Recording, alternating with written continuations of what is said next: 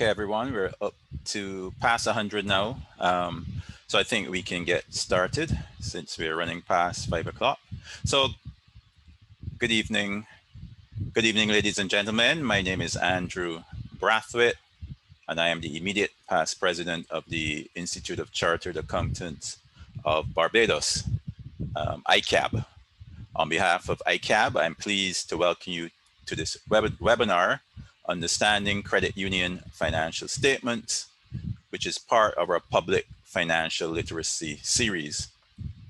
ICAB is pleased on this occasion to partner with the Barbados Cooperative Credit Union League and the Caribbean Confederation of Credit Unions.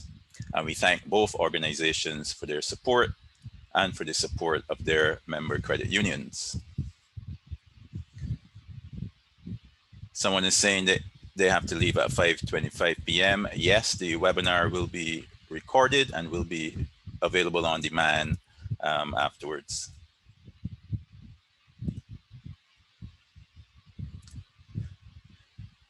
So we're using Zoom webinars for this today's presentation. Those of you who are not familiar with Zoom webinar, if you have a look at the screen, look at the bottom, you can see this is giving a visual of what your own screen should look like. So at the bottom, you see the chat bubble. So you can click on that bubble and chat with other participants. You can raise your hand if you want to address the gathering, although we probably would not be using that feature today. And then there's a Q&A feature. If you want to ask a question, you type it in the Q&A box, and I'll answer it. So if you tick on Q&A, this little box will come up. Type your question in. You can send anonymously if you want, but you don't have to. And then click on send, and I'll see it, and I'll be able to respond. So this shows another view of that panel, but more importantly, if you are having any technical challenges, you can email the ICAB Secretariat, so lisa.denny.brathwaite@icab.bb, and her WhatsApp information is on the screen. And as I mentioned before, today's presentation is being recorded and will be available on demand afterwards. So again, if you're having any technical challenges, the contact information for assistance is on the screen. Other than that, if you have any comments for your fellow participants, you can put those in the chat. If you specifically want to ask me a question, then you can put that in the Q&A box. And you're encouraged, as I go through the material, you can feel free to ask me any questions at any time. So I'm going to turn off my webcam at this moment, and then we're going to have our first of a series of polls to help you keep you engaged, of course, and to get a bit of information from you that will be relevant to the presentation. So I'm going to launch the first poll, and it should come up on your screen, and you can select your appropriate response, and then we'll have a look at the results.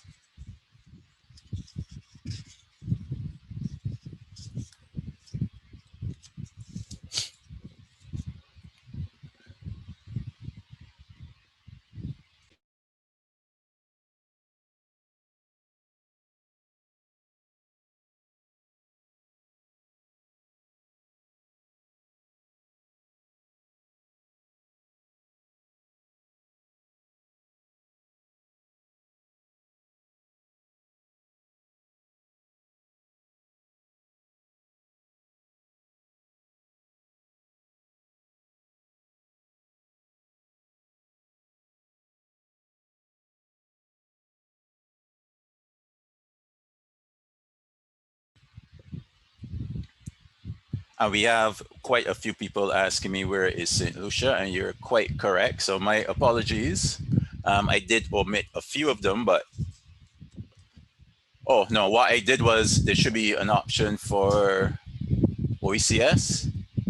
So that's what's missing should be an OECS option, so my apologies. So type it in the chat, please.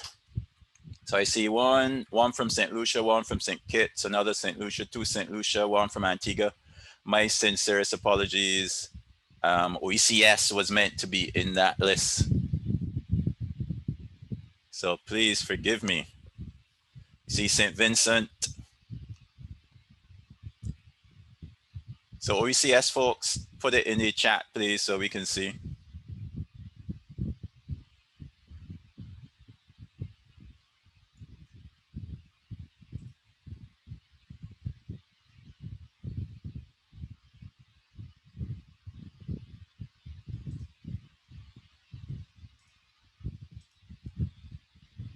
So let's see what we have. St. Kitts, St. Vincent, Trinidad, OECS, Antigua. So lots from St. Lucia, Dominica, Grenada.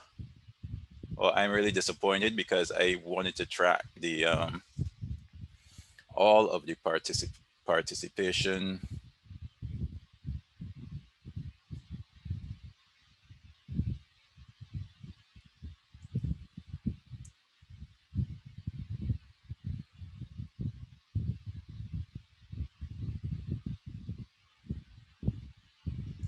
So I'm being told that some of you have your hands raised, but I am not seeing. See, 3 participants have their hands raised. Orlando, Annette, Tamara. Do you guys want to speak? Were you just telling me that OECS is missing? So let me go to Orlando. Orlando, did you want to speak? I've unmuted you.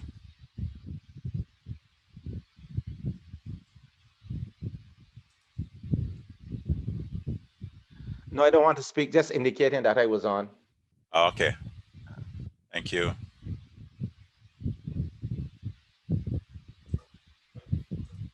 Annette, did you want to speak?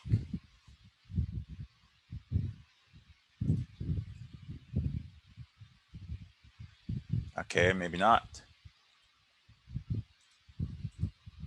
Sorry, are you hearing me now? Yes. Okay, I was just asking for St. Lucia. Right, apologies for that.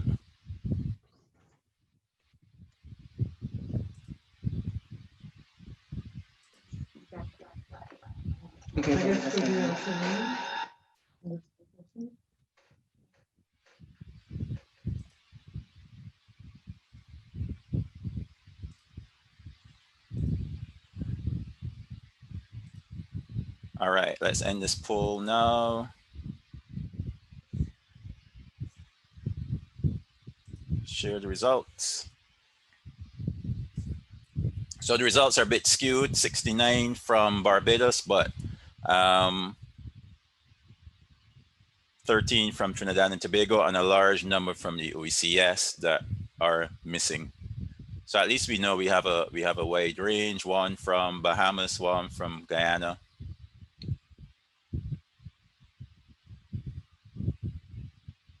All right, so let's see if we had the second poll queued up. Aha. Let's go with the second poll.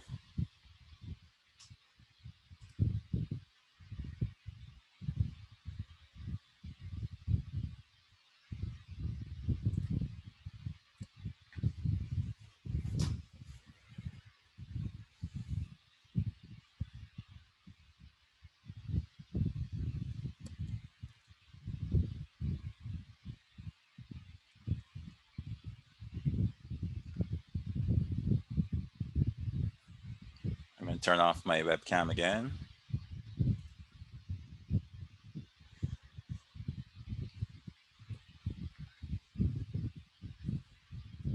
All right, so 5-10 more seconds and then I'll end this poll and show you the results.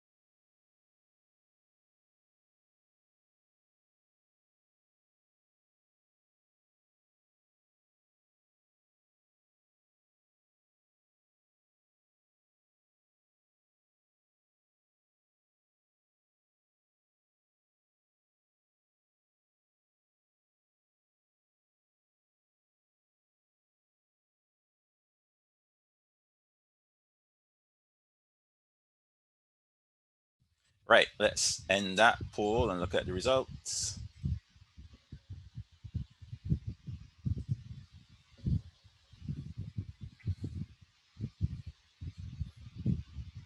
So about 10 of you have an advanced level of understanding of financial statements, 32% intermediate. About half of you would say you're a basic level, and 12% are clueless.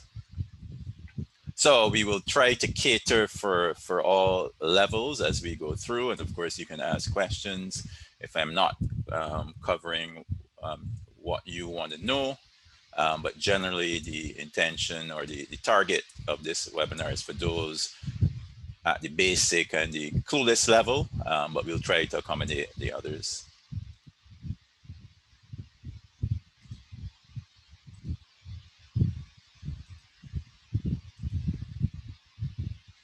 So the objective is to increase participants' understanding of the purpose and element of financial statements and how to use these to analyze the financial position and financial performance of a credit union.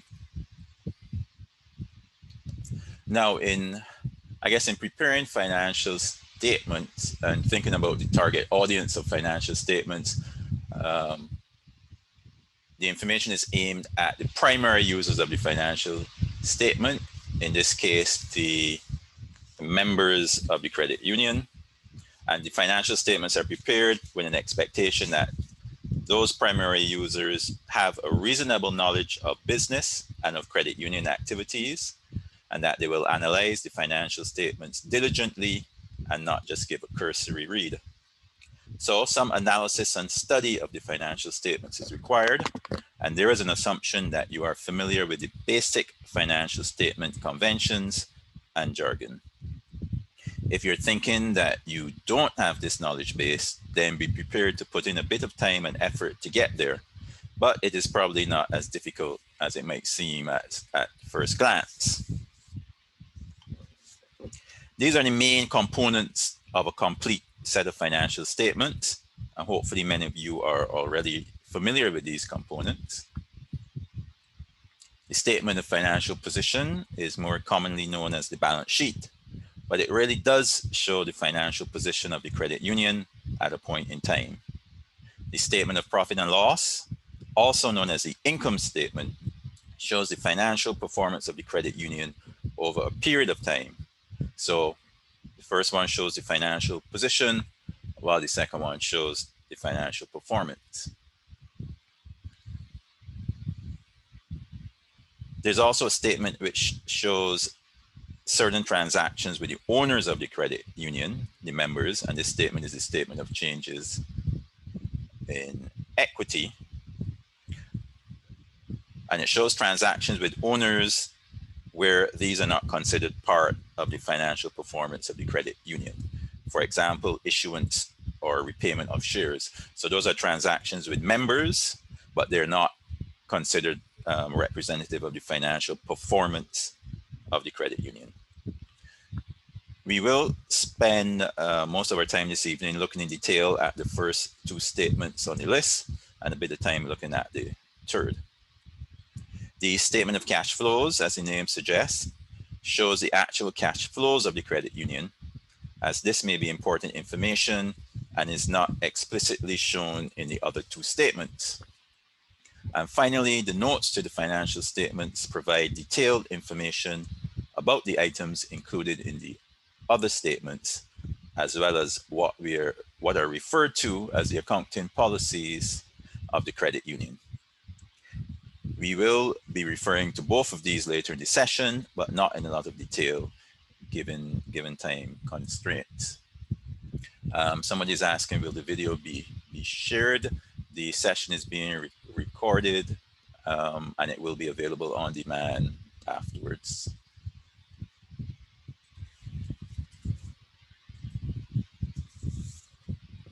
The auditor's report, of course, is very important because the auditor is giving credit union members assurance that the information in the financial statements is not materially misstated.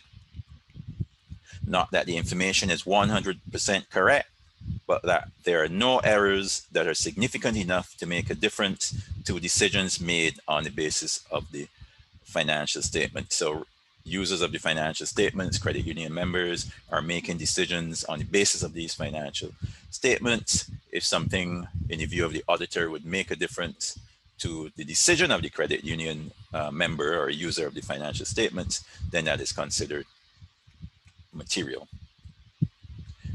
The wording of the paragraph shown on this slide, which is the second paragraph in the audit report, confirms that no material errors were found by the auditor.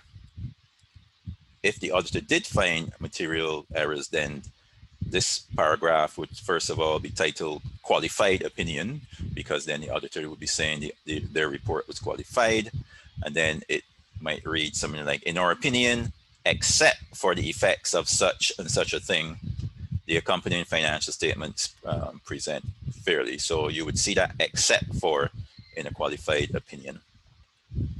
You may also, in the current environment, be seeing a paragraph in the auditor's report drawing attention to the actual or potential impact of COVID-19 on the financial statements of the credit union.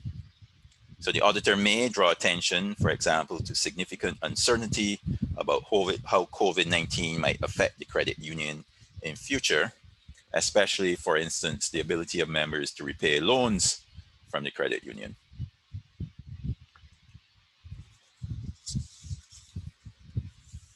So here's an example of a statement of financial position or balance sheet for a credit union. The statement shows the credit union's assets, so what it owns, as well as the credit union's liabilities, what it owes. So typical approach to reading this statement would be to compare the financial position at the end of the current year, June 30th, 2020, to the financial position at the end of the previous financial year. So hopefully you're seeing my mouse now on the screen, yes. So at the end of the current year, June 2020, end of the previous financial year, June 2019. And in doing that comparison, you would look for any significant variances and then refer to one of the other statements or to the notes to the financial statements to see if any unusual fluctuations can be explained. So if we look at this particular balance sheet, cash increased by about 400,000. So we have a statement of cash flows that might give you, or that will give you, detail about that increase. You will note that deposits increased by about 500,000. So the credit union got about 500 more in deposits, and about 400,000 of that is still in cash. So the credit union has not yet been able to use that cash to increase its loans to members or its investments. And in fact, investments declined about 200,000. There should be a note to the financial statements that gives detail about what is included in that line item investments, and you may be able to see to get a better understanding of why that decrease occurred.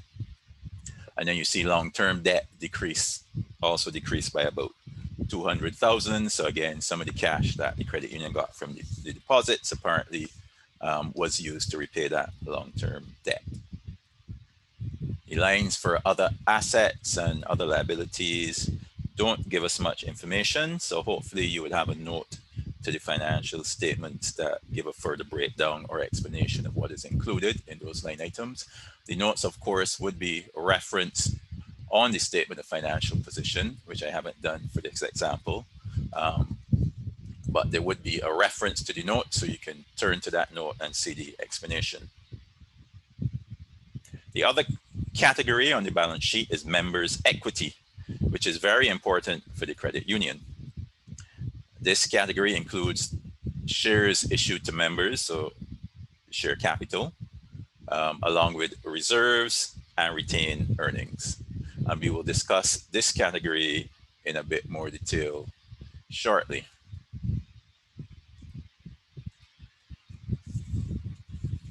This example continues with the statement of profit or loss, or the income statement, which shows the financial performance of the credit union over the year or for the year ended June 30th, 2020, with comparative information for the year ended June 30th, 2019.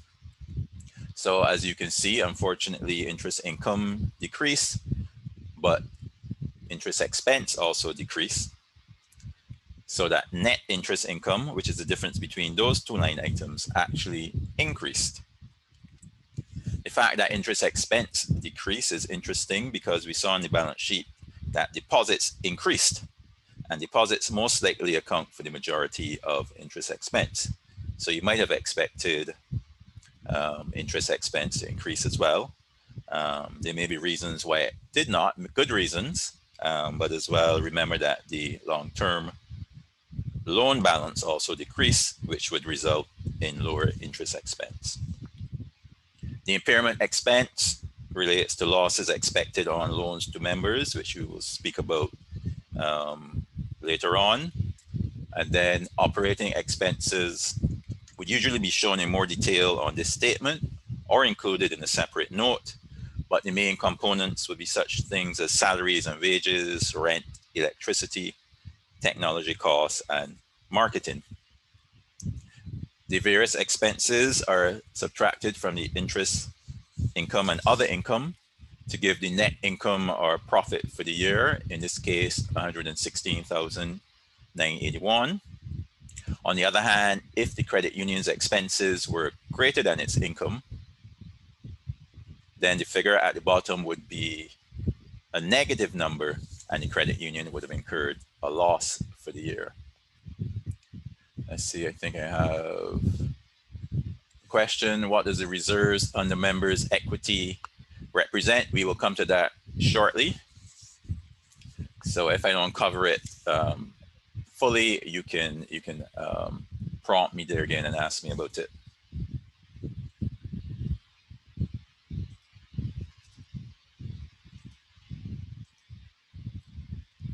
All right, so on to our next poll.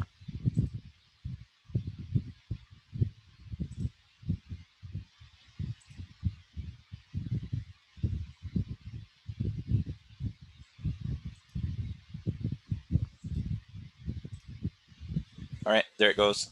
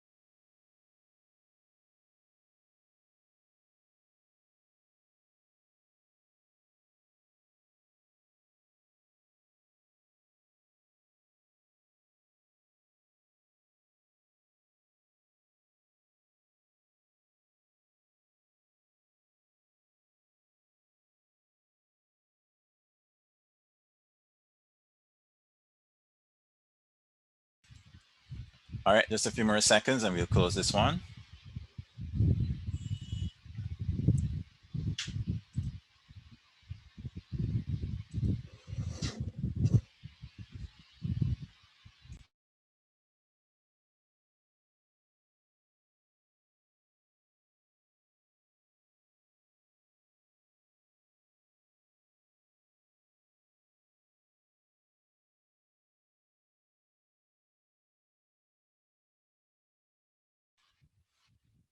Right, so let's have a look at this one. The question was, who decides what accounting rules are used by a credit union in preparing its financial statements? This was a bit of a trick question because the most appropriate answer is probably not one of those options. So typically, there will be legislation that says what accounting rules the credit union can use. So you would have the cooperatives legislation or other legislation governing governing financial reporting by credit unions. That legislation may either specify the accounting rules or the accounting standards that the credit union must use, or it may delegate that responsibility. So I know in some jurisdictions in the region, it might say accounting standards approved by the local institute of chartered accountants. I'm not sure if there are jurisdictions where that authority is delegated to the regulator, the credit union regulator in our region, but certainly internationally, credit union regulators do have that power. The international body that sets financial reporting standards, I would say, would never have that ability to say what rules a credit union must use. So as far as I'm aware, there's no international body that has set rules specifically for credit unions, nor would they have the power to say that a credit union in this region or any particular region must use their standards. World Council of Credit Unions, no, they don't determine what accounting rules, or perhaps I should have said financial reporting rules. So WACU doesn't determine that. So the answer I was looking for, which is now on this slide, would be it is fixed in legislation, but then that legislation may give the power to the local institute of credit accountants or perhaps the local credit union regulator. Any comments about that or questions? You can put them in the chat or in the questions. Hopefully there's no serious disagreement with that position that I put forward. So let's take down that poll and move on. All right, so these are examples of what I was referring to as the rules for preparing financial statement. So they're very, as some of you already know, they're actually very detailed rules or standards which accountants must follow in preparing financial statements. These are sometimes referred to as generally accepted accounting principles, and larger jurisdictions have their own version of these standards. Companies and organizations in our region, however, typically use international financial reporting standards, which are published by a body called the International Accounting Standards Board. So that's probably the international body that you were thinking about in the poll in question.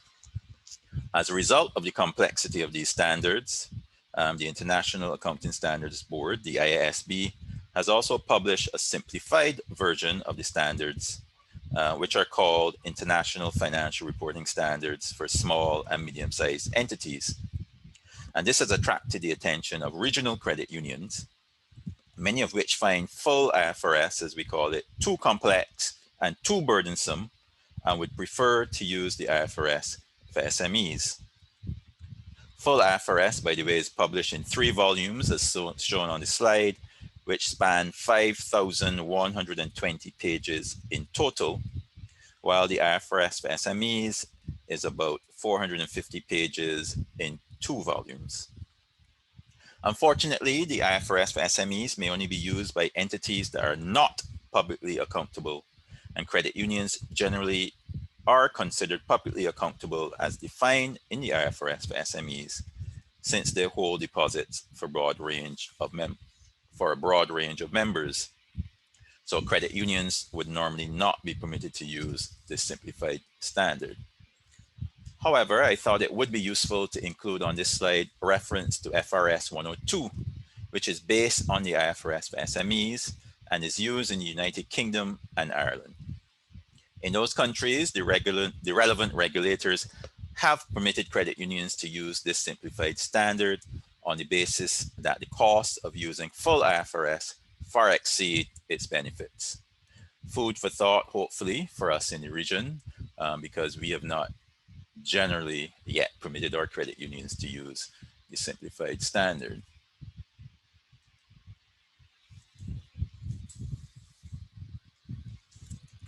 Hi, Andrew. Sure, Lisa, go ahead. We have two attendees who have their hands raised. Okay, maybe you can Um, go ahead and unmute them.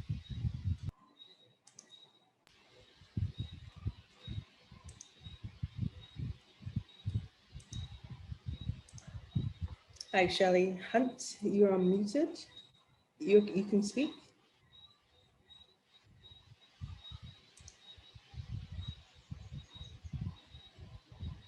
No. Okay, we'll go to Otley Cox Burrows. Otley, do you have a question?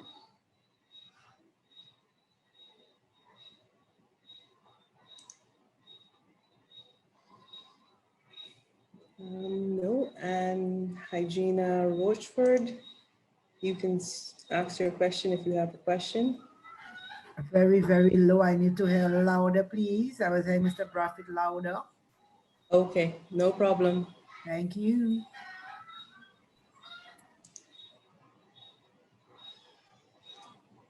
Okay, Andrew, you can continue. Okay, thanks, Lisa. So the graphic on this slide I thought was interesting, so I reproduced it here for you. So it shows the sources of funds of the credit union. So over here, those sources of funds are either liabilities, so the deposits are liabilities. You have other liabilities or their capital. Capital is not a liability, but it is a source of funds. So we have it on this side. So the credit union gets funds from deposits, other liabilities, and capital, and then it uses those funds to make loans, to make investments, to hold as cash, or to acquire other assets. Those deposits are interest bearing. The capital doesn't have a fixed rate of return, but a return is paid on the share capital in the form of dividends to members, but that will be at the discretion of the credit union. So it is not a fixed cost. And then the other liabilities, there's no cost. So that's non-interest bearing. So you have interest bearing deposits and you're trying to earn enough interest to cover that interest expense on the deposits as well as cover all your operating expenses. So the income statement, the statement of profit and loss shows that comparison. But back over here, so the loans on the asset side now, you have earning assets and non-earning assets. So your loans to members are earning assets. The investments would be earning a return for the credit union. But then you have a non-earning assets, so the cash, which may be non-interest earning or earning a very low interest. And then your other assets are not generating income for the credit union. So I thought this was an interesting comparison.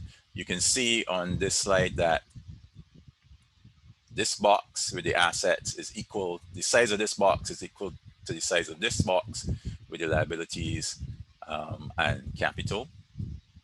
And then similarly, so that would be the statement of financial position or the balance sheet. And then similarly for the statement of profit and loss, you have revenue comprising mainly loan interest income. This little box at the top should say other income. So that accounts for all of the revenue of the credit union. So all the inflow of cash that relates to the operating, the financial performance of the credit union. And then over here would be the expenses, which should include, well, the expenses. So you have the revenue, then you have operating expenses, loan impairment, the loan interest expense. We saw all of those on the statement of profit and loss. But then this little difference here is the net income. So whatever is left over represents the earnings of the credit union. So all of that should be viewed in the context of this statement from WACU. A credit union has an effective financial structure when assets financed by savings deposits generate sufficient income to pay market rates on savings, cover operating costs, and maintain capital adequacy. So hopefully this little graphic helps to explain or illustrate that statement from WACU. We will speak a little bit about the capital adequacy shortly.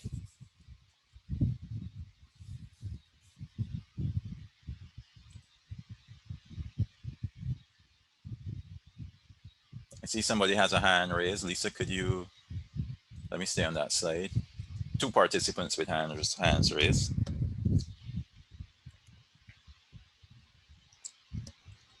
Lawanda Elkins, you can unmute yourself. Good evening. I was asking if the reason for the deposits being under the liabilities label is because if that a person can withdraw all of their savings if they choose to do so, if that is why it's on the liabilities. Exactly. So I can explain something else that I was going to explain later on, but let me do that now. So typically credit union members would have deposits in the credit union as well as shares, correct? So Yes. you can split the money that you put in. Some of it can be shares, some of it can be deposits. The deposits, you would earn a fixed rate of interest on those deposits as determined by the credit union. The shares, the credit union would pay dividends on those shares at a rate determined at the end of the year. Now the question is, the deposits are clearly liabilities because the member can come at any time and ask for their money back, their deposits back. They can withdraw the deposits at any time. So it is a liability of the credit union. But what about the shares? So this issue arose several years ago after some guidance was issued on a particular financial reporting standard, IAS 32. So that is a standard under International Financial Reporting Standards that deals with the presentation of what we call equity, liabilities and equity. So that the guidance from IAS 32 said that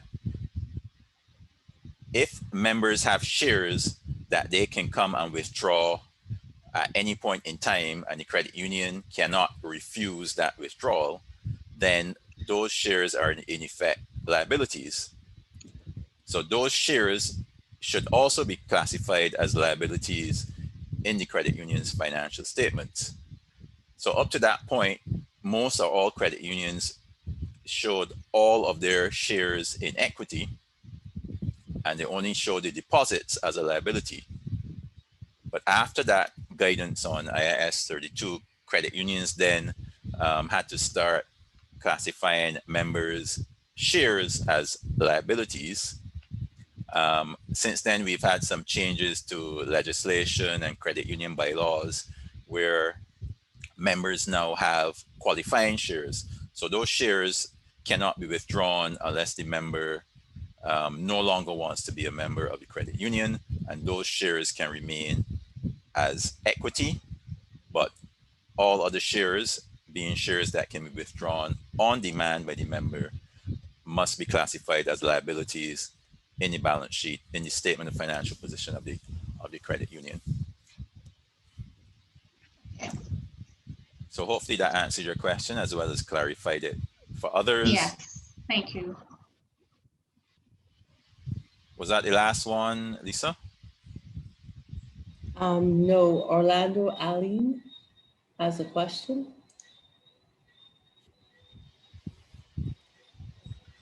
Orlando, your hand is raised.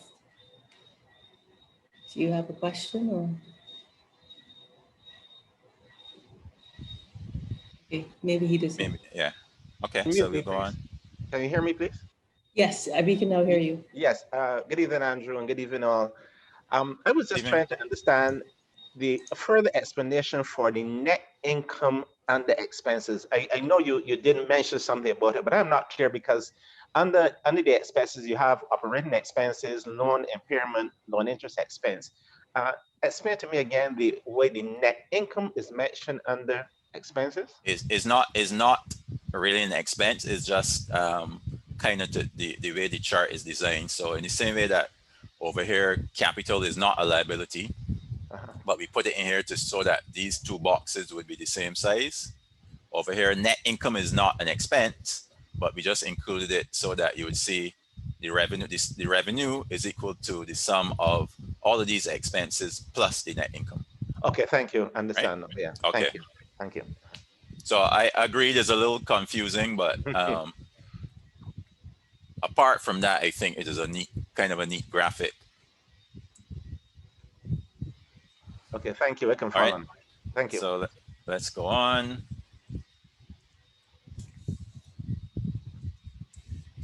So let's talk about Pearls. Pearls is a financial performance monitoring system designed to offer management guidance for credit unions and other savings institutions. Pearls is a set of 44 financial ratios or indicators that allow an analysis of the financial condition and the financial performance of any financial institution. Each indicator has a prudential target goal or a standard of excellence, which was developed by the World Council of Credit Unions, WACU, based on its experience working to strengthen and modernize credit unions and promote savings-based growth. According to WACU, depositors can have confidence that savings institutions or credit unions that meet the standards of excellence under Pearls are safe and sound. So those 44 financial ratios are grouped based on the acronym Pearls. So P, protection. There's some ratios under protection. There's some under effective financial structure, asset quality, rates of return and cost, liquidity, and signs of growth. So we will touch on just some of those as we go through, but just bear in mind that we have this tool called Pearls for financial analysis of the performance and financial position of credit unions. So on that note now, let's go to our next poll.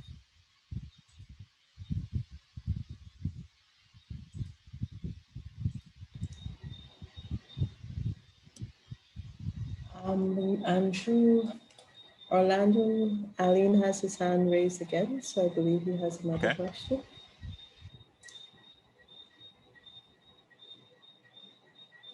Orlando, do you have a question?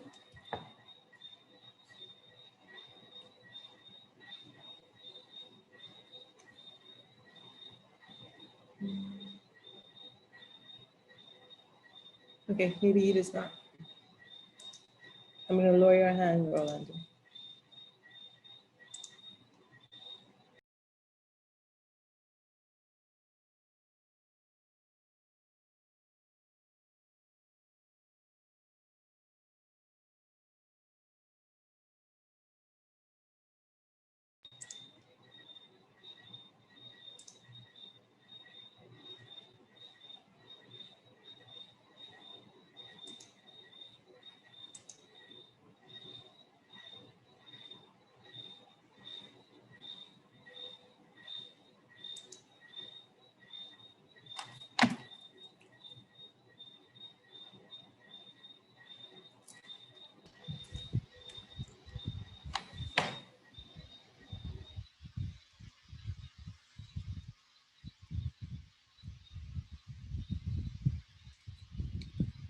All right, let's end this poll now and see the results.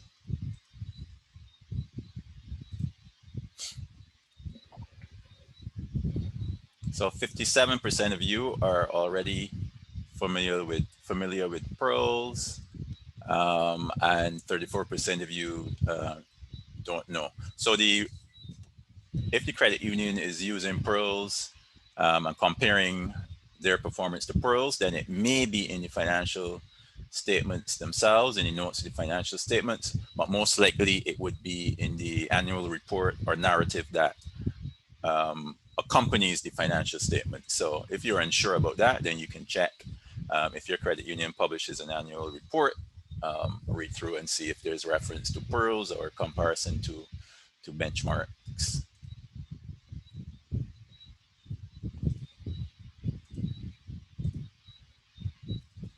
So let's talk about members' equity. And I did have some questions in the question panel on this. So if I don't cover those, then be sure to remind me before I go on. So the members' equity, as a reminder from that example statement of financial position we were looking at, will be this section that is highlighted on the slide. So it comprises share capital, reserves, and retained earnings. So let me deal with the questions now. One was about reserves. So what are reserves? So I guess the main reserve that would be included in equity would be typically credit unions have a requirement to transfer amounts every year out of profit into reserves. The objective of that is to help build and maintain the capital of the credit union. And we'll see very shortly why that is so important. Then somebody asked a question about other comprehensive income. So that other comprehensive income would also be included in reserves. So I guess there are a lot of things that are recorded in the income statement. So revenues, expenses, gains and losses. For example, if the credit union sells an asset and it sells it for more than what it is recorded at on the balance sheet. So we have property and equipment in this example, 368,000. If the credit union sells that property and equipment in its entirety for more than 368,000, then the excess gets recorded as a gain, and that gain goes through the income statement and it goes into profit for the year and then into retained earnings, as you will see later on. However, under international financial reporting standards, there are certain gains or losses that the standards say must go directly to equity. So they do not go through the statement of profit and loss. They go directly to equity, and those are classified or considered as other comprehensive income. So for example, it may apply to certain investments where the standard says gains on those investments, not from sale, but from carrying those investments at market value, are taken directly to equity. So that would be other comprehensive income. And we'll see an example that includes that later on. So those reserves could be the capital reserves that are required by regulation. It could be this other comprehensive income. But then credit unions also tend to have reserves for different purposes where they're setting aside funds, like you may have an education fund or some other fund, and that gets included, or a separate reserve is set up in equity for that. All right, so to help illustrate the point about the importance of capital and equity, let's look at our next poll.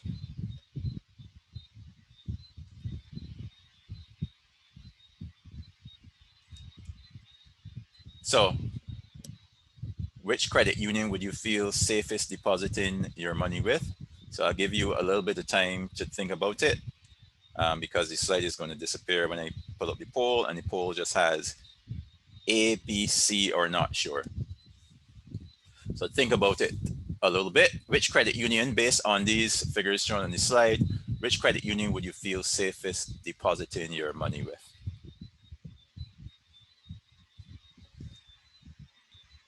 So I'm going to launch the poll now. So think of what your response is. And here's the poll.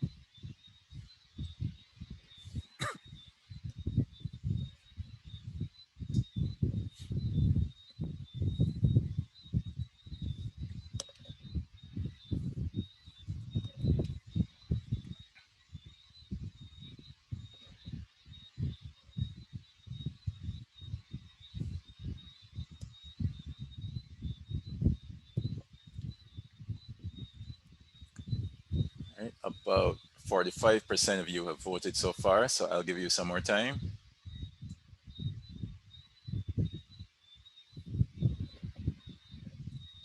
For those of you who have not voted, I can say at this point, I don't know if there's a right or wrong answer, but what is your personal view? So how would you make that assessment?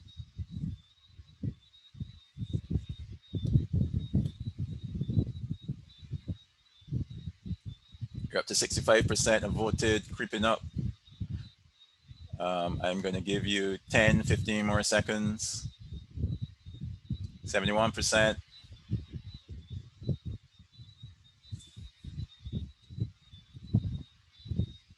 All right, so let's end this poll. I'll show you the results.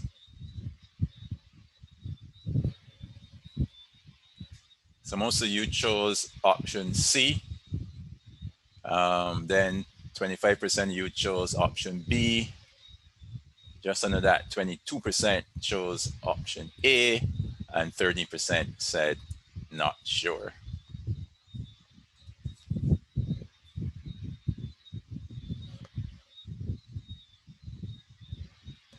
Get rid of the poll from my screen.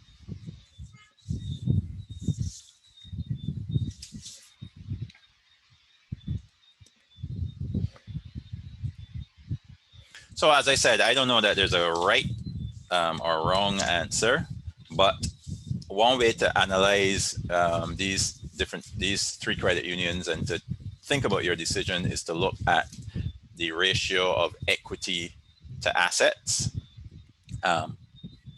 which in a sense represents, you could call it the capital ratio, or it gives you a measure of the adequacy of the capital of this credit union. We'll see later on, capital and members' equity are not quite the same thing, but this could be used as a proxy. So credit union A, the equity of $1 million represents 5% of the assets of that credit union. Credit union B, 25%, and credit union C, 50%. So in a sense, you can think of the equity as being a buffer that the credit union has against losses or poor performance in any one year, or just unexpected occurrences.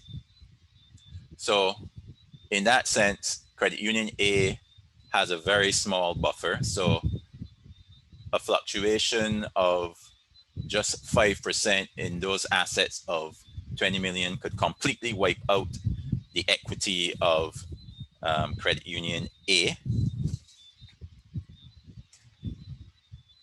Whereas credit union C, it would take something that destroys 50% of the asset value to erode all of the equity of credit union C.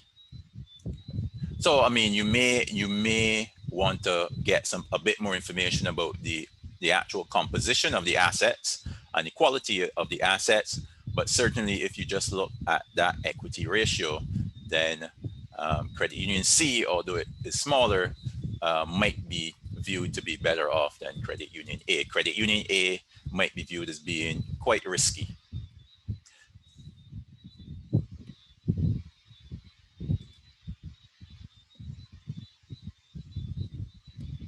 So this slide just reproduces the information we had from the balance sheet, the breakdown of members' equity.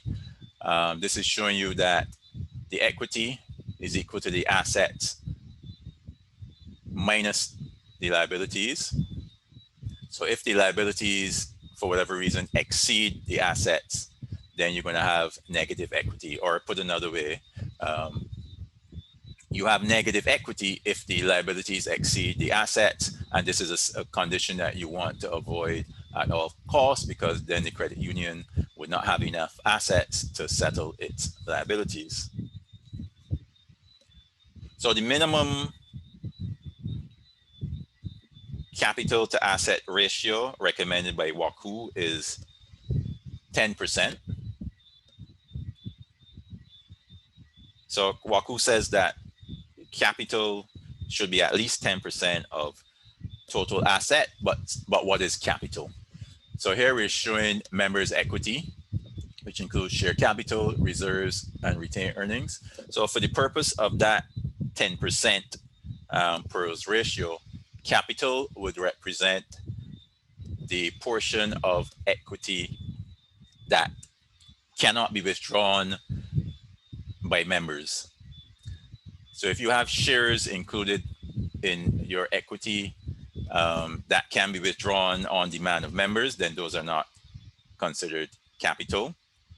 The portion of reserves that are required because of legislative requirements would be considered part of capital. So the regulator has said you need to transfer some percentage of your income or some percentage of your total assets into this reserve.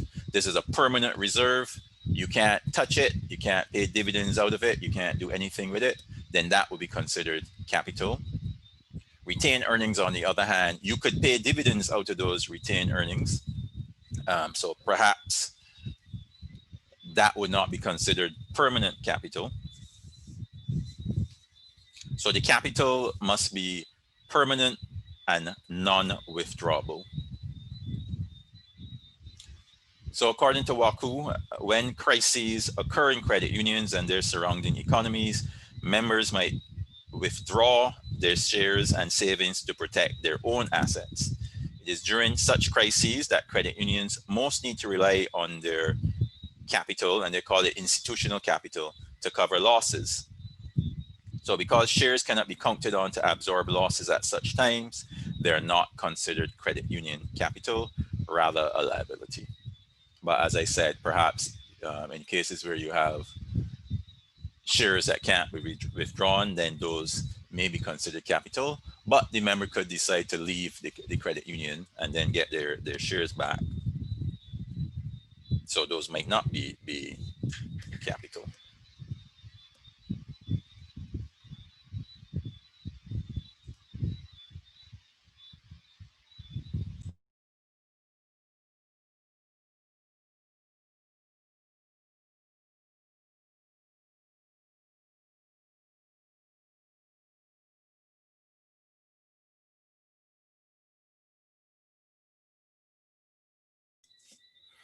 All right, sorry about that. So we also saw retained earnings. So just so you're clear on what retained earnings are, let's look at a quick example. So let's assume you had a new credit union. So it starts with 0 retained earnings. Retained earnings are really cumulative earnings. So this credit union has not earned anything. It is a new credit union. It has had no income yet. So it starts with retained earnings of 0. Then in its first year of operation, it makes $100,000, pays dividends of 50. It makes it a transfer to that mandatory reserve required under law. So the net of all of that is 30,000. So the retained earnings at the end of the year will be 30,000. In the next year, so actually there's an error in my slide because that $30,000 should then go forward. But let's assume this first column ended to 50. So beginning of year 2, it would have 50,000. So again, net income, it pays dividends, transfers to capital reserve, has retained earnings 75,000.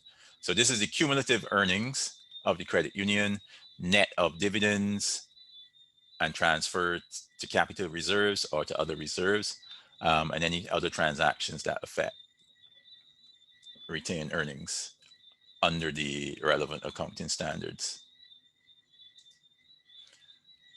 In this example, on the other hand, you have a different credit union, but again, first year starts with 0, has net income, transfer to capital reserves, dividends. So this credit union was very aggressive in their dividends. So they paid everything out. They had 0 retained earnings at the end of the year.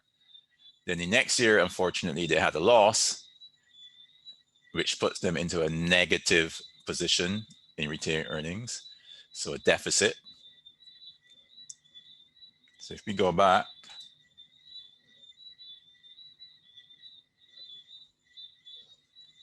so if we look up here, so if instead of retained earnings here of 54, you had a negative number, that would be called a deficit. Now that negative number may be smaller than the sum of the share capital and reserves. So those share capital and reserves are acting as a buffer against possible losses. But you could have a situation where that deficit, so that negative number is so large that it is larger than the sum of the share capital and other reserves.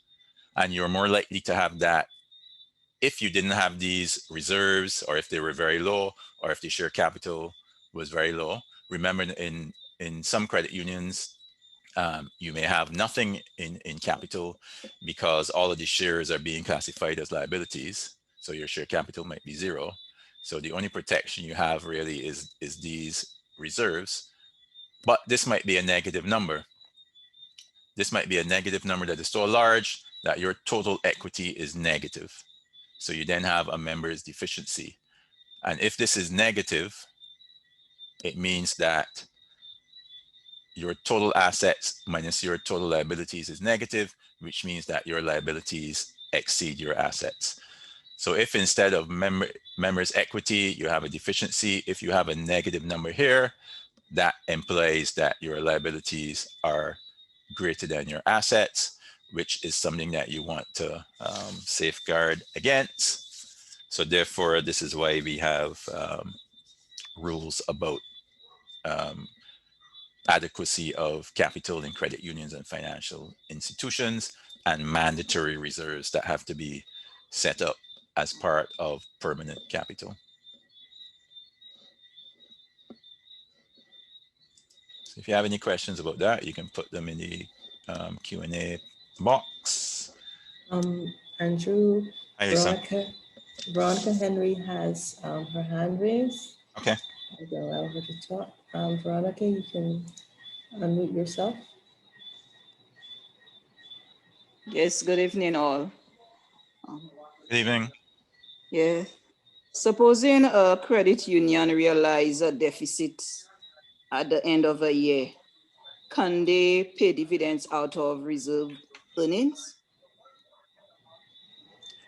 If they have a loss for the year, Yeah. it depends on what the local credit union regulation says. So your credit union would be subject to legislation governing cooperatives and credit unions, or there may be guidance issued by the local credit union regulator. But I would think that typically, first of all, you'll be looking at the profit. So most credit unions would only be paying dividends out of profit. But if you wanted to go beyond that, typically you would only pay dividends if you had retained earnings. So I don't know if there are jurisdictions where a credit union would be able to go beyond that and pay out of reserves. So remember, you have the capital reserve, which is mandatory. So I wouldn't think you could pay out of that. And all the other reserves are set up for some specific purpose. You may have accounting reserves, so we call it other comprehensive income. But really it is not an accounting question. It is a legal question as to whether the credit union would be permitted to pay dividends in those circumstances. And it therefore would vary by jurisdiction. So you're saying from an accounting standpoint, it's not allowed? Normally, from an accounting perspective, you would be paying dividends only out of retained earnings. In theory, if your local legislation allowed you to pay dividends other than that, typically the accounting rules would say, well, when you pay that dividend, credit it first against any retained earnings. If there are no retained earnings there, then I guess you would be creating a deficit in equity. So the accounting rules are not going to prohibit you from doing it. It would be the law of the land that prohibits you from doing it, or the credit union regulations. Okay, thank you. Was that it, Lisa? Yes, but Veronica also had a question in the question panel. Right. Um, So I'm looking at those now. So I think I dealt with the other comprehensive income. The appropriations, basically that just refers to somebody's asking me to explain appropriations and other income, other comprehensive income. So the appropriations, you are transferring an amount out of retained earnings and into a particular reserve. So it could be, as I said, the example I gave before, like you have an education reserve. So you would say you're appropriating retained earnings and transferring it to that reserve. Another question, what is the difference between international reporting standards and international accounting standards? I guess both terms are used interchangeably. So we used to call it international accounting standards, but technically the name is International Financial Reporting Standards, IFRS. Let's see, somebody was saying option C. Can the capital reserves be listed as revaluation reserves? Your reserves would include the revaluation reserve. So this is where you have, for example, property, plant, and equipment. You revalue it periodically. If you revalue that property, plant, and equipment, you're carrying it at the current fair value or market value. So if that results in an increase in the carrying value, so let's say you got the property, plant, and you got the, typically it would be land and building. So this land and building you have on your balance sheet at $1 million. You got it valued. The valuation says $1.5 million. So that difference of 500,000 is a revaluation reserve that gets taken directly to equity. So it would be included in reserves. So if the question is that considered capital? According to WACU, that would not be considered capital. I don't know if they're saying it is not permanent capital, because I guess you could sell that building at any time, and those reserves would be realized. But generally, in the individual jurisdiction, if there are restrictions on capital, then that jurisdiction would define what can be included in capital. So hopefully that answered your question. Otherwise, you can let me know in the Q&A box. How is the decision made regarding what amount goes into the reserves from the retained earnings? It could be something that is determined by legislation. So the legislation would tell you how much has to be transferred. Other than that, like if you're setting up an education fund or some similar fund for a particular purpose, it would generally be at the discretion of the credit union. The credit union may have fixed the amount that gets transferred each year, or it may be a decision that is made at the end of the year, depending on what the profit was for that particular year.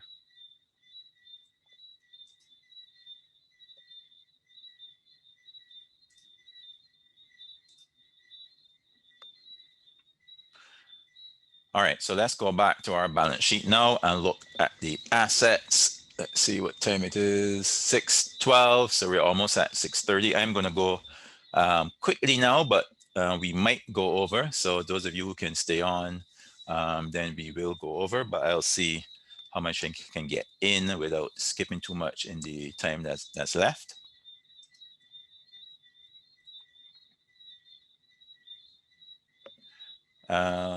Should we do this poll? Let's skip this poll. So this question was about credit unions being insolvent. So basically the credit union is insolvent if its liabilities exceed its assets. So this is something that we touched on before. So I'll skip that poll in the interest in time and go on to loans to members, which is really the largest category on the balance sheet. Let me see what I want to say to you about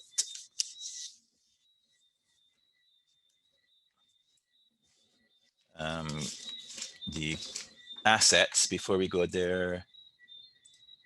So on this slide, so you see cash and cash equivalents on this slide. So we spoke a little bit earlier about the fact that this particular credit union had a lot of cash that was not earning income, which is not a good thing. So the assumption is you have the cash in the bank is paying you nothing on that cash if it is an operating account, or very, very little if it is in a saving account. So what Waku says on the pearls is that those non-earning liquid assets, so the cash is a liquid asset. You need cash as a liquid asset because if members want to get withdraw their deposits, you must have cash. So you need to have enough cash to settle deposits as members come to withdraw them. But you don't want to have too much cash because the cash is not earning you a lot of interest. So Waku says to hold less than 1% of your total assets in those liquid assets. But Waku also suggests that you have a liquidity reserve of at least or about 10% of deposits. So the first one, hold no more than 1% of total assets in non-earning liquid assets. So I didn't say that before. So if you have non-earning liquid assets, restrict that to 1% of total assets, so almost negligible. But you should have a liquidity reserve where you do get some interest, but those funds can be withdrawn at very short notice. And that liquidity reserve should be about 10% of what your deposits are, because you're holding that reserve to meet deposit repayments. So let's look at loans to members. So we have two polls dealing with loans to members. Let's pull those up.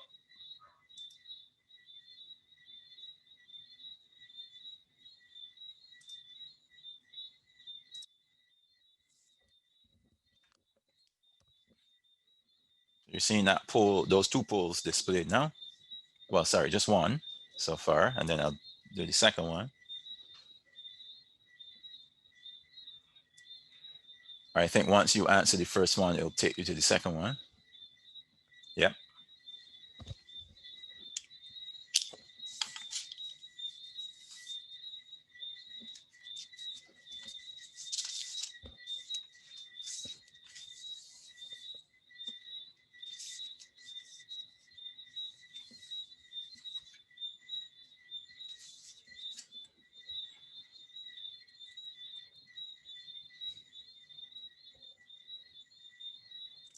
All right, about 60% have voted. It's creeping up.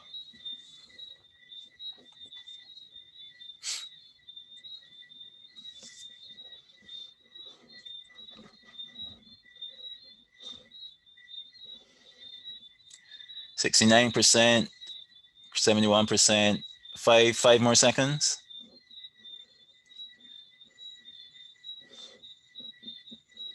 All right, so let's end 75%. Let's end this poll now. Look at the results.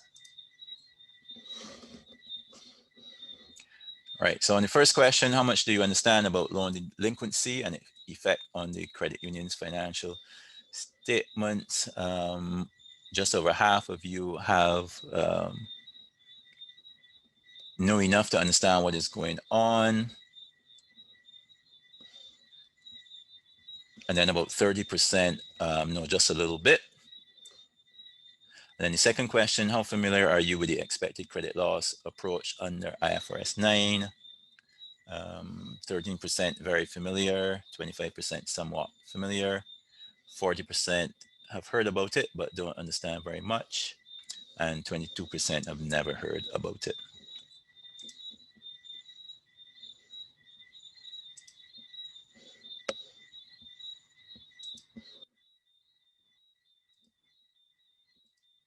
So let's talk about loans and delinquency.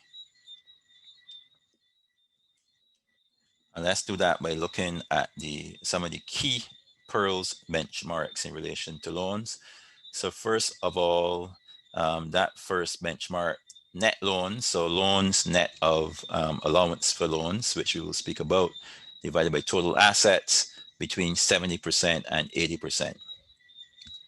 So Waku is saying that your loans on the balance sheet, your loans really should be the main investment of the credit union.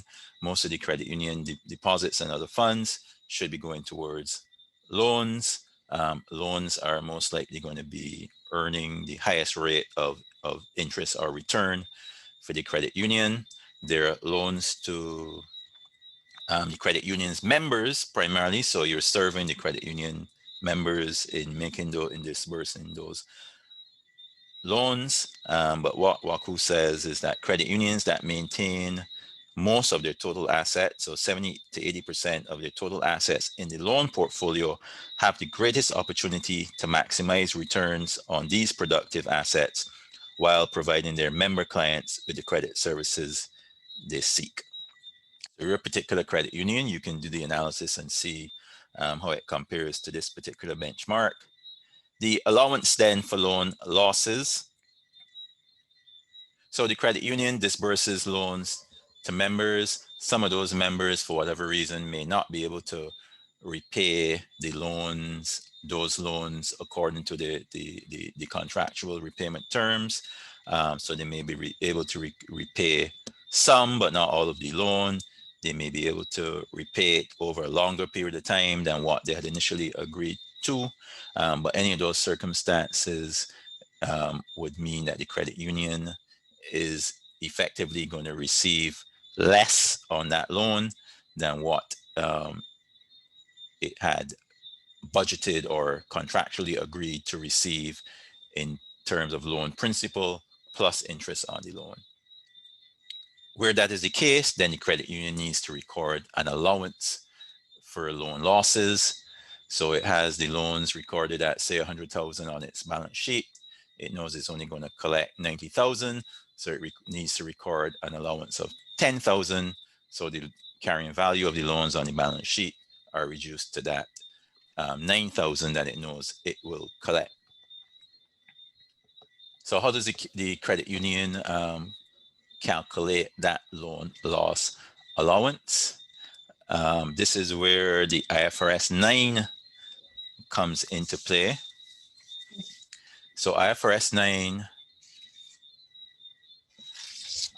9 is a new standard under International Financial Reporting Standards, IFRS, that deals with the calculation of this allowance for loan losses.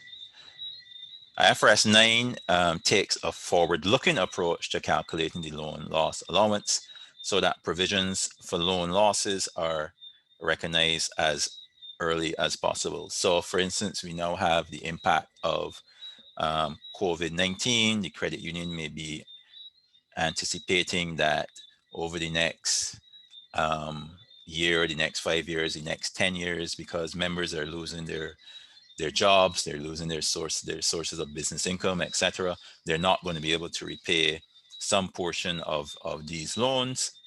So you would look forward over the life of the loans, the loan book, and make an allowance accordingly. We have moved to this type of approach in the accounting standards because of the financial crisis several years ago. It was found that financial institutions had loans that they knew would eventually become bad loans, but they didn't make any allowance for those loans, any allowance against those loans, because the loans hadn't yet become bad. So in the example that I give with COVID-19, a member with a loan might still be, the member may have lost their jobs, but they may still be making payments on that loan out of their savings. But you know, some number of members have lost their jobs. Eventually, they're not going to be able to repay those loans unless they get new jobs, which is unlikely in the current environment. So you wouldn't wait for those loans to become delinquent or wait for those members to stop making payments on those loans. You would look forward and make that allowance immediately. So as a result, you're recognizing loan loss allowances or provisions as early as possible, which means losses reported in income statement are increased. Those increased losses reduce net income and therefore reduce your retained earnings, reduce your capital, and reduce the amount that is available to pay as dividends. Essentially, what it does is it forces credit unions to set aside enough capital to absorb those future losses before they actually occur. And that, in theory, is not a bad thing. However, credit unions have struggled with these expected credit loss calculations as a result of their complexity and have had to expend significant resources to implement this new approach. So, for example, expenditure on consultants, new software, training for staff, etc.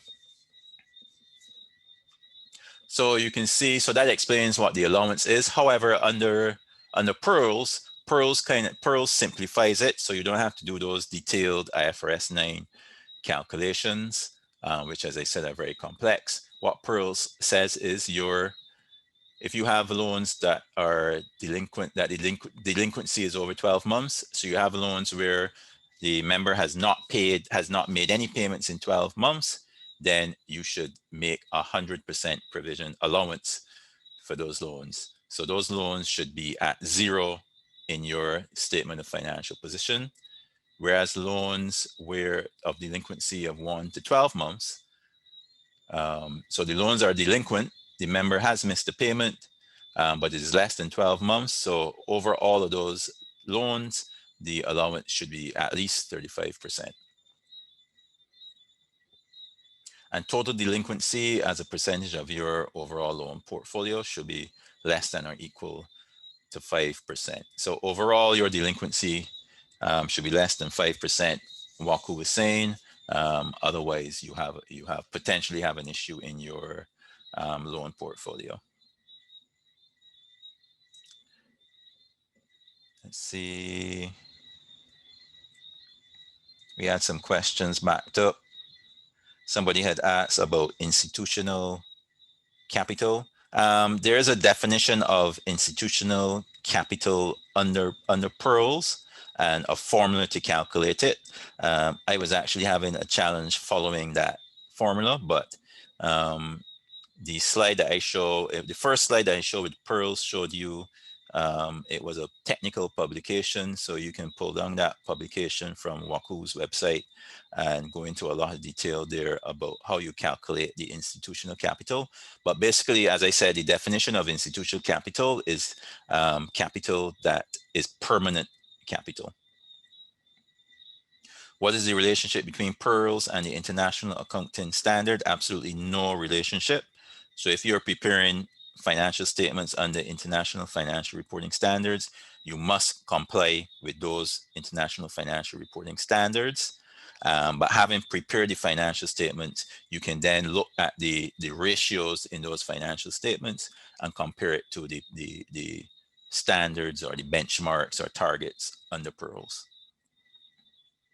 How often do you calculate the allowance for loan losses? Is it monthly or at year end? If you have software that does it, you could, in theory, do it monthly. Because IFRS 9 is so complex, I think most credit unions would just do it once a year.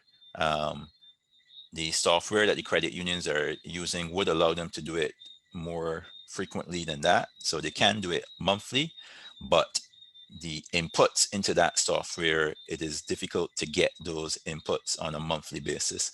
So most credit unions probably do that IFRS 9 calculation once a year.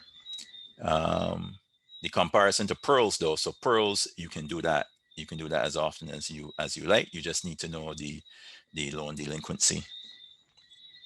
Is that allowance for loan losses on any of the statements?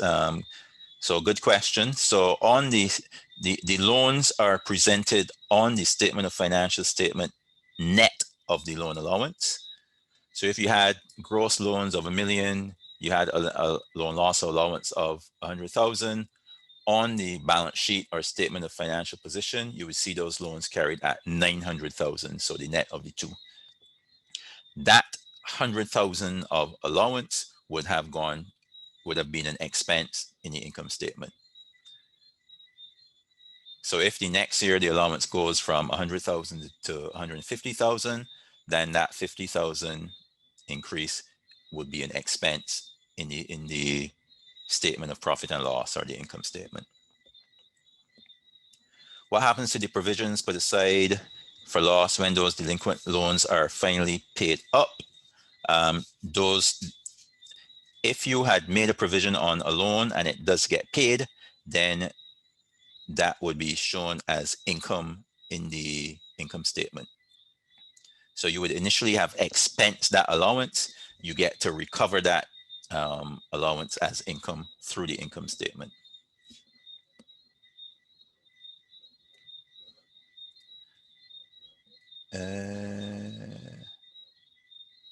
With regard to recoveries, what is your view on the registration and re-registering of judgments?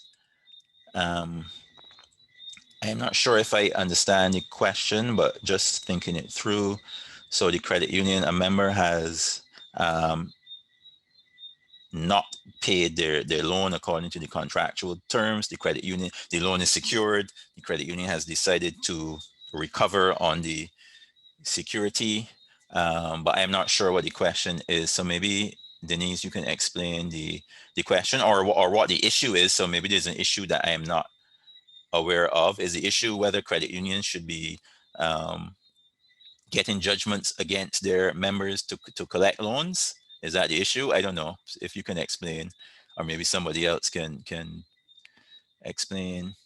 With IFRS 9, are credit unions supposed to make 100% provisions for loans from the first month of the defaulted payment? The answer is no.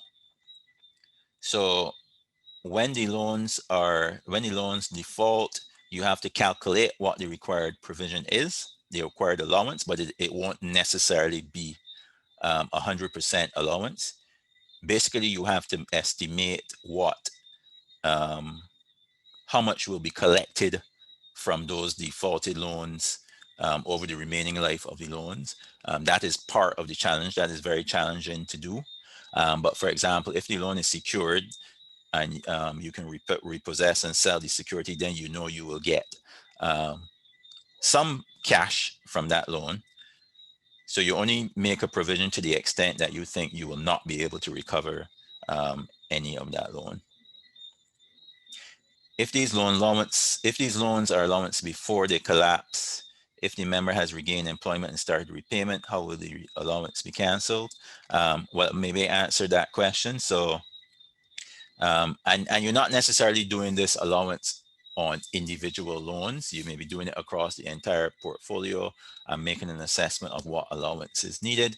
So if you at the end of 1 year, you think the allowance should be 100,000. At the end of the next year, you may say, well, the economy is not as bad as I thought it was going to be.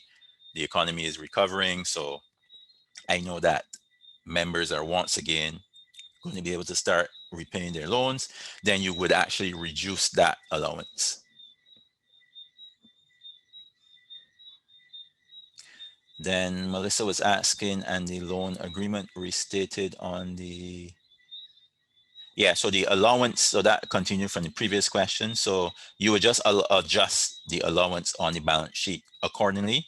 So if you think the allowance needs to be lower because now the member is going to start making repayments, you would reduce the allowance, which gives you a credit on the income statement. So it is not an expense, it would be income as a result. Let's see where we are for time. 6:32, but I don't mind because you guys obviously had a lot of questions in relation to loan allowances and IFRS 9. This IFRS 9 really has been the most complicated area for credit unions in applying international financial reporting standards in many years. I know it caused a great deal of disruption the past several months as credit unions adopted it for the first time. As I said, it caused credit unions to go to great expense to engage specialists to purchase accounting, to purchase software to do these allowance calculations, to have staff trained, etc. So I know it has been a big issue.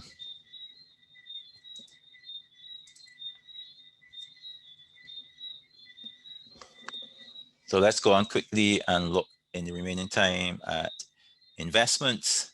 So what is included in credit union investments on the balance sheet? The statement of financial position. So these are examples: fixed deposits, government bonds, shares of publicly traded companies, shares of private companies, land and buildings. Some credit unions have, by special permission, investments in subsidiaries.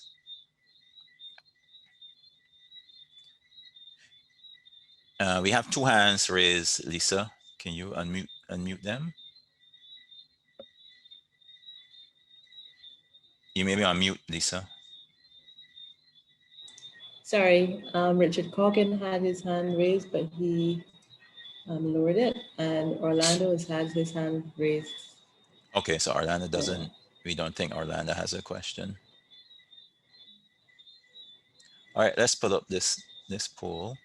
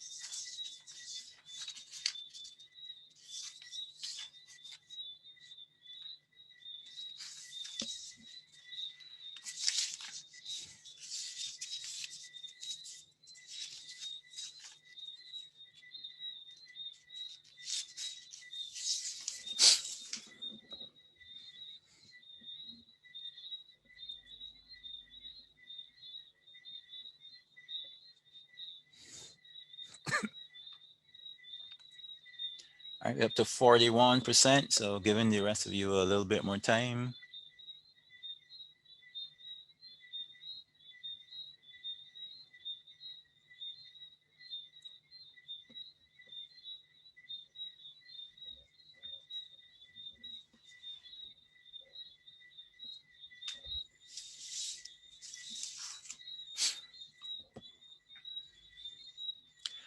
%, so 10 more seconds.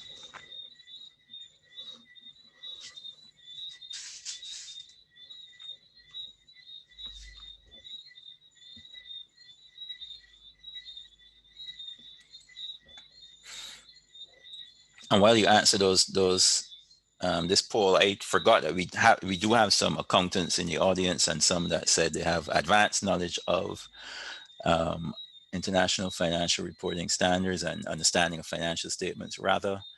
So the example that I gave of the impact of COVID-19, I guess, was a bit simplified, and most of the examples are in fact simplified. The COVID-19, I guess it is yet to be determined what the long-term impact would be. And in calculating and doing the IFRS 9 calculations, we're really looking at the long-term impact on loan losses. So you might not necessarily see a significant impact of COVID-19 based on what you view the long-term position to be. But having said that, certainly the big banks and the large financial institutions that I have seen publish their financial statements have been taking significant loan loss allowances as a result of COVID-19. All right, so let's end this poll and see the results. So generally, I think across the region, there are restrictions on credit union investments. And I guess generally as it pertains to credit unions, the view is that credit unions should not be permitted to invest in anything too risky, because that would put members' deposits as at risk. So credit unions tend to have those restrictions on investments, whereas banks and other financial institutions may not have those restrictions, but they then have capital requirements that depend on the level of risk attached to what they've invested in. So the riskier the investments are, the more capital the banks have to hold. And then the risk, risk that the value might decline significantly. That was number one, tied with the credit union might not earn enough from the investments. There's no right or wrong answer to that question, but it does link into how you read and understand the financial statements and what you look at as it relates to how investments are carried in the financial statements.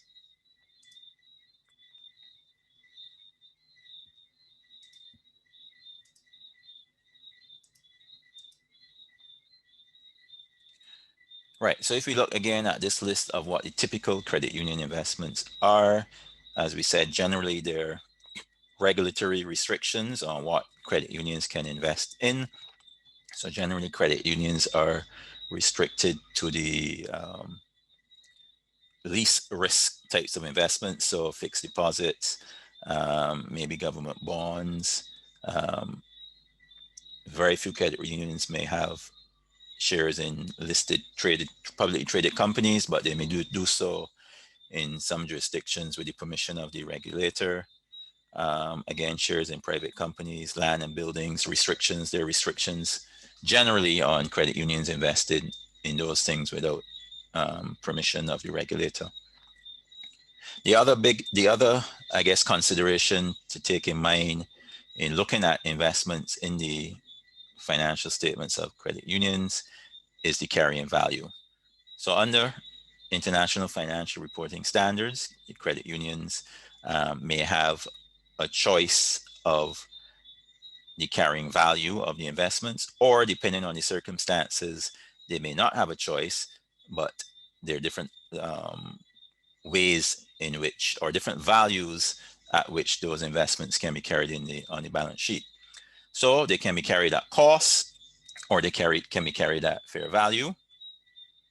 For those carried at cost, you would then consider whether there's impairment on those investments. So you had made an investment of 100,000. Are you actually going to be able to recover 100,000? Or are you going to make a loss when you finally realize or sell that investment?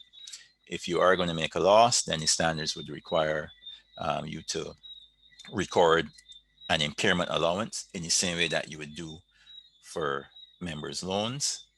Alternatively, if you're carrying those investments at fair value, then the second question would be whether changes in fair value are recorded through profit, or whether changes in fair value are recorded directly in equity, which, as we discussed before, it is called, you will see it as other comprehensive income on the statement of profit and loss. So it wouldn't go through profit for the year or net income for the year, but it would be on that statement of comprehensive income as shown as other comprehensive income. Now, those decisions about, or those requirements about the carrying value of the investments and changes in that carrying value have an effect on capital, profit, and dividends. So let's look at it in these slides. So let's assume the credit union bought 10,000 shares of a publicly listed company at $10 per share. So the total cost would be 100,000. So if you're carrying those shares at cost, those shares would remain at 100,000 until they're sold. And then any difference between the 100,000 and the selling price would be recorded as a gain or loss through in the income statement, so through profit. Alternatively, you could be carrying those shares at fair value. So at the end of the next year, the fair value, let's say, increased to 120,000. That difference of 20,000 would go to profit if they're carried at what we call fair value through profit and loss.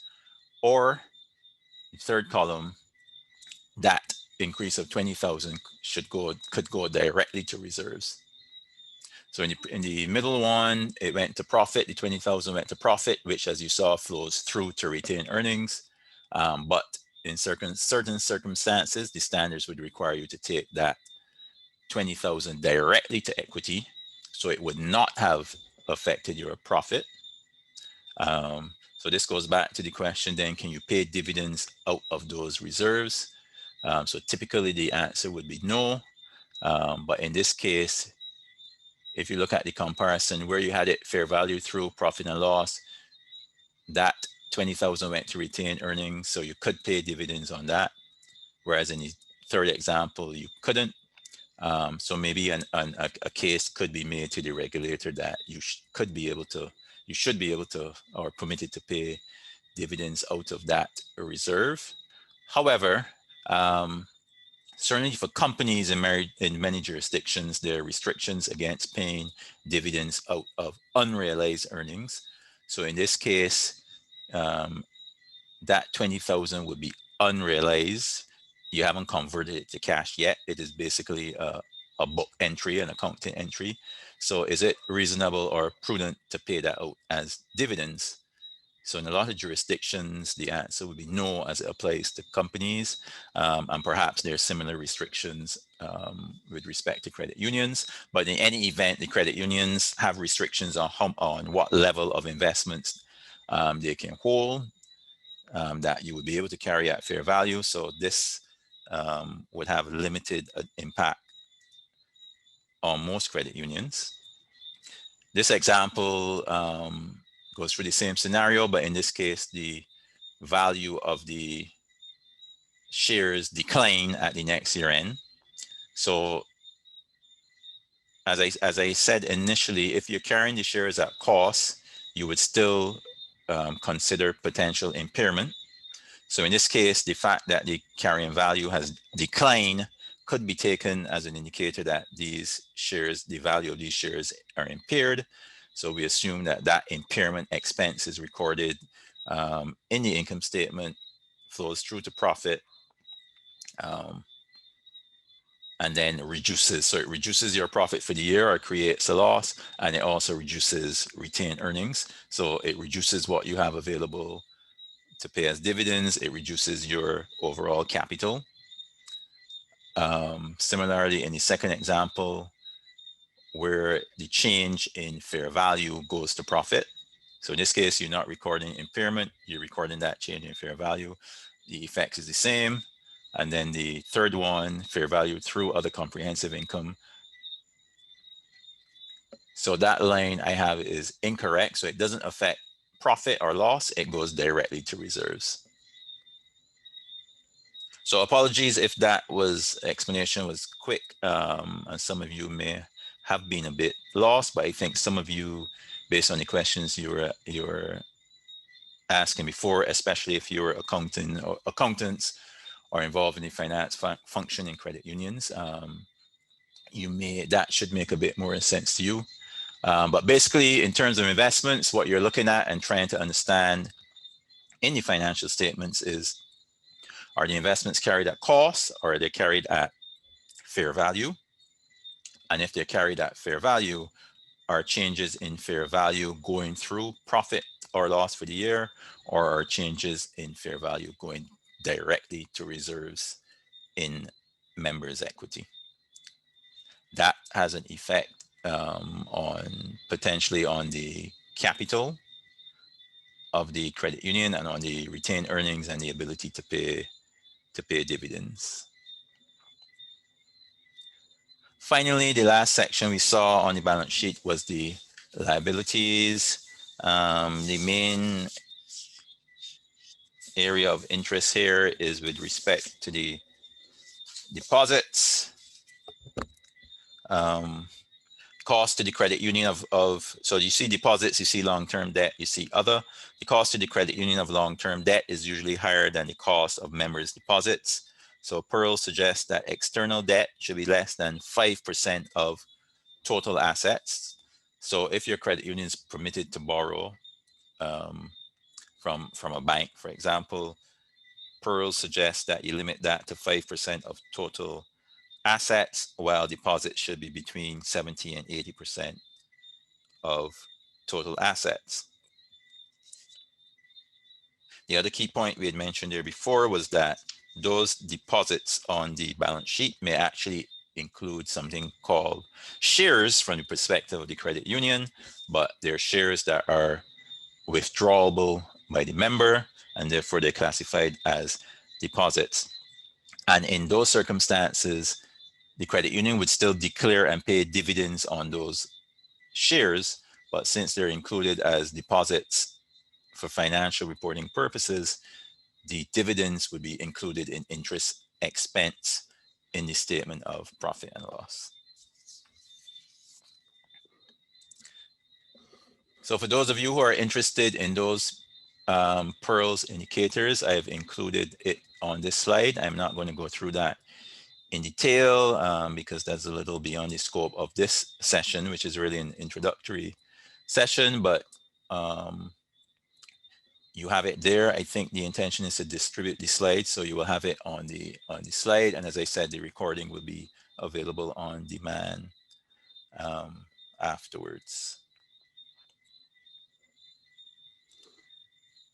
And hopefully most of the terms now on this slide make a little bit more sense if you didn't have that extent of knowledge at the beginning of this webinar. And hopefully you can see the reasons for these particular ratios and these particular comparisons.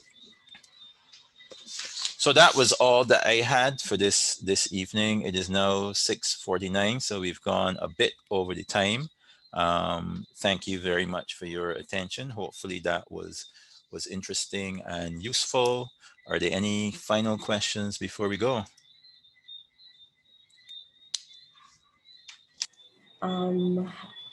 Okay, so we got a question about people, registrants who were unable to attend the session this evening. So for those registrants, we will also send the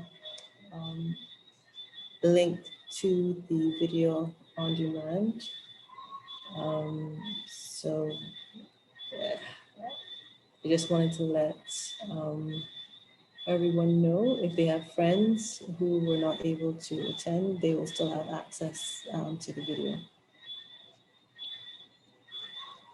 All right, in terms of the other questions, somebody is asking, given how credit unions in Barbados were affected by the restructuring, can we still consider government bonds as a safe investment, and what can be a better alternative? So I would think it was not just Barbados that was affected by this. So other jurisdictions have seen restructuring of government bonds. So I guess in terms of the hierarchy of investments, where credit unions might be permitted to invest in low risk instruments, the question is, should government bonds now be considered high risk? I will leave that question for the various credit union regulators in the region to answer, but I would think it would be a bold credit union regulator that would say government bonds are risky, therefore we will reduce the percentage of assets or that credit unions can invest in government bonds, or make it more difficult for credit unions to invest in government bonds. Then there was a question about examples of the kind of software used for IFRS 9. I've come across a couple, none of the names are coming to mind at the moment, but I know in Jamaica in particular, there are a lot of companies that were producing software. So perhaps you have contacts with the league in Jamaica or the credit unions in Jamaica. Trinidad, there were a number.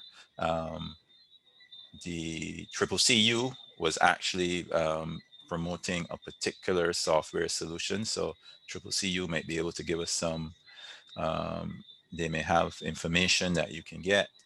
I know in Barbados, the league had come up with a solution that it put to the smaller credit unions, and the smaller credit unions banded together to get that particular solution.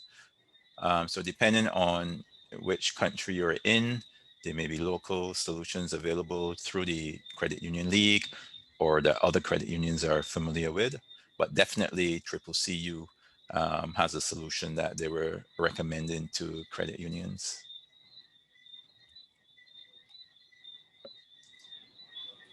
Anything else, Lisa? Did we get everything? I see something flashing. Is that a hand? I think, Or that's a chat coming in the chat? yes, I think Hygina Rochford has a question. Hygina, yeah, okay. Do you have a Yes, question? good evening, everyone.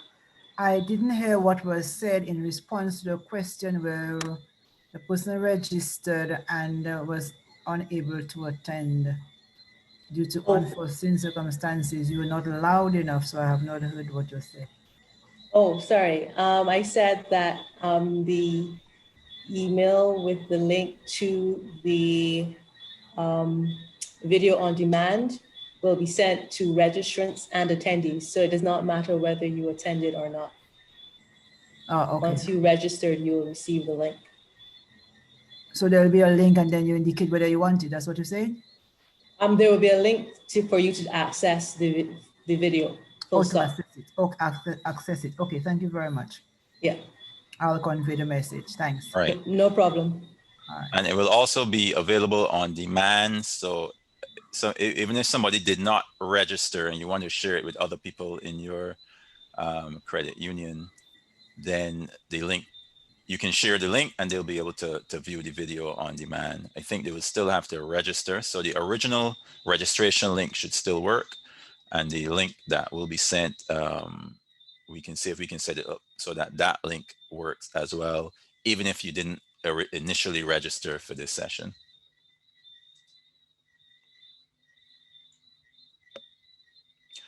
Okay, so that seems to be it. So thank you very much. So look out for that link from us. And hopefully that was very useful and informative, as I said. So thank you very much for your attention, and good evening to you. All the best.